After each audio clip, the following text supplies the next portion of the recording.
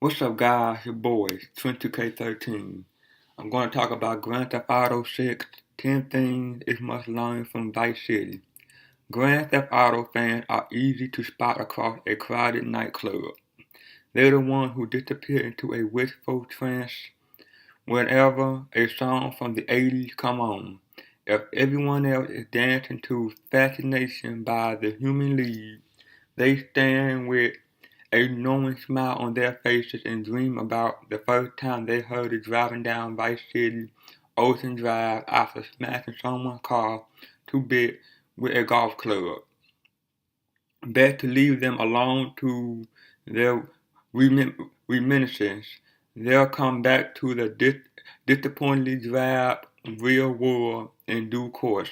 For those of you who haven't played this iteration of Rockstar Criminal Crime Series, imagine every 80s gangster movie played out by a stellar cast with a really tightly focused storyline. Put it together with that inimitable Grand Theft Auto sense of humor, and you got Vice City. Many people highlight of the series so far, and we're seeing readers scrambling for long-forgotten PlayStation 2. Now that Grand Theft Auto 5 has finally released its Heights update, and with it, probably the last major update to the game, all eyes are on what Rockstar plans to do with the next installment of the series and what lesson it can learn from the city of Vice. Number 10. Go back in time. One thing that made Grand Theft Auto Vice City memorable right from the get-go was its setting. From the very first scene where a Hawaiian shirt Tommy and his associates meet lawyer Ken Rosenberg with his pastel pink suit sleeves rolled up, it was obvious that an 80s thrill ride awaited. Aside from Grand Theft Auto London 1969, a much-loved expansion to the original game, and San Andreas, Vice City much maligned follow-up set in 1992. Very few Grand Theft Auto titles have broken with the modern-day timeline and told a story set in the past. Could it be time for Grand Theft Auto to revisit a British setting with a recreation of London, or even take us somewhere else but in the 70s? What about visiting Liberty City, the Grand Theft Auto world famous smell of New York in the 70s during the height of power for the Five Family, the commission from Grand Theft Auto 4? Imagine a mission where the players run into an equivalent of Donnie Brasco. Sound like a winner. Number 9. Reference. To be fair to Rockstar, their reason for dropping many of the references which left an incredible mark on people after Vice City was sound. The company grown up and become a multi-million-dollar organization, and they prove that they can create a stunning story which stands on its own in Red Dead Redemption. That being said, it might be time to return to some of the more classic style, which made the series great. There's no doubt that Grand Theft Auto 5 is a wonderful game, but its story seems fragile by comparison, and its desire to be at the cutting edge of the zeitgeist in everything from the soundtrack to the cars leave it feeling a bit devoid of referential material. Vice City, which was a Miami Vice ripoff to the point of having some of its cast, was stocked to the gunnel with film references.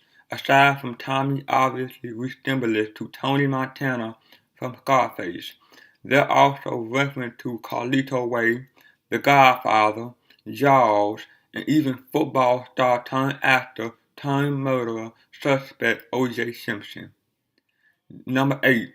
Make the car the star.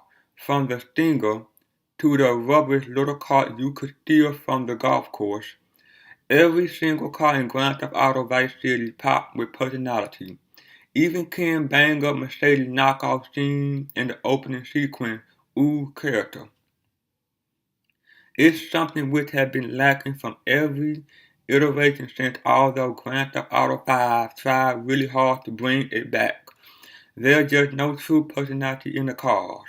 Perhaps it's the way they respond would mean you infinitely more likely to find a sensible family stealing doing around than you are a bright yellow sporty convertible, but Rockstar needs to put the car back at the forefront of their thinking. Need proof? Look at how long it took them to add a version of the Blister Compact to Grand Theft Auto 5. A travesty. Number 7. Memorable meeting. Much like the cars in Grand Theft Auto Vice City, there wasn't a forgettable character among them. While many of them are pretty lame, stereotype, obviously passed on film character or downright racial stereotype, they are all memorable.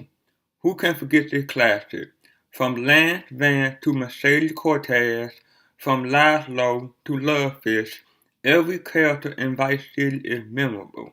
Again, Rockstar has been working toward that in Grand Theft Auto 5, but with 3 main characters, all with their own circle of friends and acquaintances, in addition to people you meet through the mission, it feels a bit muddled and secondary characters often run together.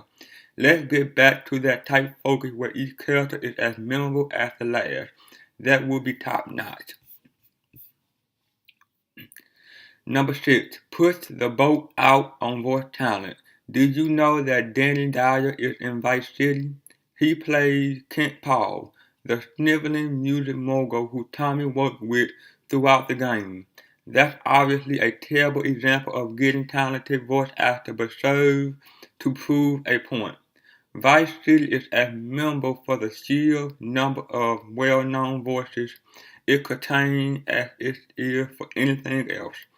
In terms of famous voices, Vice City has arguably the most impressive list of voice actors in video game history. In addition to Ray Liotta playing Tommy to Gary Busey appearing as Phil Cassidy, you also had Lee Major, Danny Frazier, Jenna Jameson, Dennis Hopper, Kevin McKidd, and Burt Reynolds. Even Debbie Harry made an appearance as the taxi controller. There are comparatively few famous voices in Grand Theft Auto 5, and while too many can ruin a game and take it on a one-way trip up the uncanny valley, it might be worth introducing a few well-known voices to get people thinking. H. John Benjamin as a frustrated short-order cook. Anyone. Number 5. Bring back businesses. Something which is sorely lacking from Grand Theft Auto 5 is the asset mission. In Grand Theft Auto 5, you get your regular cash bonus just by buying them, meaning that businesses like the Downtown Cab Company and Smoke on the Water feel like unwanted distraction from the myriad other mission and side quests available. In Vice City, you had to work for your money. Buying a business one was one thing, but then you needed to complete missions in order to start earning. It brought in more character. It meant players felt connected to their business, and most importantly, added another level of challenge in order to get a nice little earner. Let's face it, it would be worth it just to have Cherry Pop ice cream back. Number 4. Bring back the mob. The mafia is a concept which has been taken by the traditional entertainment medium and beaten to within an inch of its life. But given the popularity of the overarching gangster posse in Grand Theft Auto Vice City, the time might have come for Grand Theft Auto to revisit the Cosa Nostra, almost completely absent from Grand Theft Auto 5. The Mafia are a cultural touchstone for every generation. The Mafia still holds huge appeal for those who grew up on films like The Godfather and Goodfellas. Bringing them back into the fold will allow Grand Theft Auto to reconnect with a core demographic. One of the beauties of the mob in Vice City was that you felt like you were in a cog in a much bigger machine, where events decided by the other character could influence your life without you having much to say. It's something lost in the 3 character dynamic of Grand Theft Auto 5, and it would benefit from returning to. Number 3. A twist in the tale. Lance betrayed Tommy at the end of Vice City. It's been 13 years. If you haven't played Vice City all the way through, then that's your fault. Something which Vice City did extremely well was to put a sting in the tail of the story, where the storyline of Grand Theft Auto 5 found itself petering out slightly, unless you a sociopath and decide to kill your friends.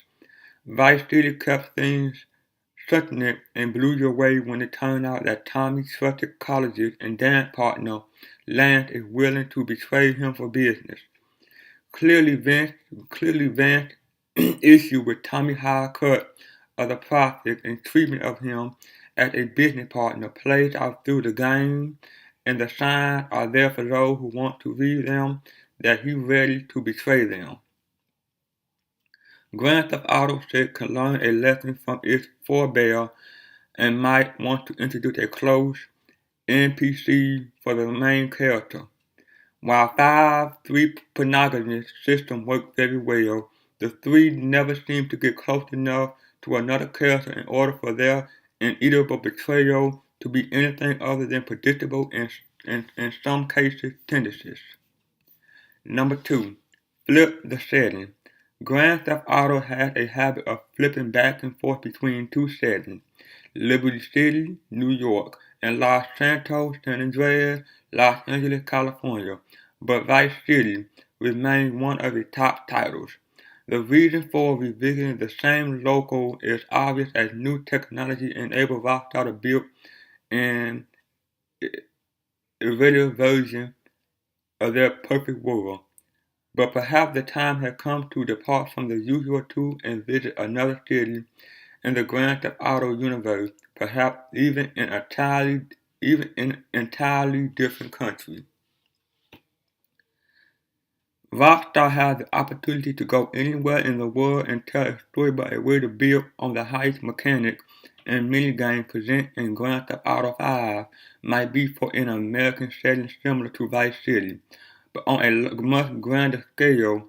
What world builder wouldn't want to take on the challenge of building a fully featured Las Ventura, Las Vegas, complete with criminal underworld and corrupt casino bosses? You heard it here first. And number 1, start the soundtrack.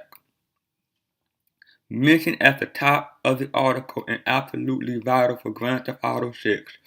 The soundtrack in the last few games has been ropey at best, with Grand Theft Auto 4 being a notable low point.